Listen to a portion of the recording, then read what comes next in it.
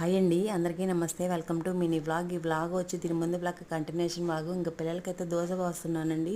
ఇంకా వాళ్ళకైతే ఇచ్చేసాను, తింటున్నారు. ఇంకా వాళ్ళకి పెట్టేసిన తర్వాత నేనైతే ఫ్రెష్ అయిపోయేసి ఇంకా వంట చేయడం అయితే స్టార్ట్ చేశాను. ఇంక ఈరోజు మా లంచ్లోకి వచ్చి తోటకూర పప్పు.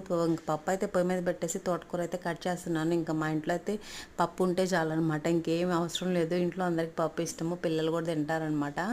ఇంకా ఇంట్లో కూడా అత్తయ్య, మామయ్య, వయసు వాళ్ళు అయితే ఊరికెళ్ళి ఉన్నారు కదా, ఇంకా మా ఊరికే కదా అని చెప్పి ఇంకా తోటకూర పప్పుతో సరిపెట్టేసుకోవాలి. పిల్లల్ని అయితే ఫ్రెష్ అయిపోయారు. ఇంకా చిన్నోడైతే సైకిల్ తెచ్చుకున్నాడు అనమాట, తొక్కొని కొంచెంసేపు ఆడుకోవడానికి. ఇంకా తర్వాత అయితే పప్పు ఉడికిన తర్వాత దాన్ని అయితే ఎనిపేసేసి తాలింపది కూడా పెట్టేసిన తర్వాత పిల్లలకైతే అన్నం అది తినిపించేసానండి. ఇంక వాళ్ళకి పెట్టిన తర్వాత మిగిలిన పప్పు, కూర, అన్నం అన్నీ సర్దేసేసి ఇంకా అంట్లన్నీ తోమేసేసుకున్నాను. ఇంకా స్టవ్ అంతా క్లీన్ చేసేసుకున్నాను. ఇప్పుడైతే మా హంసి వెయిట్ చేస్తుంది అనమాట, తనకు ప్రాజెక్ట్ వర్క్ ఉంది, డ్రాయింగ్ వేసేది. ఇంకా అదైతే చేస్తున్నాను. వీడియో నచ్చితే లైక్ చేయండి, ఛానల్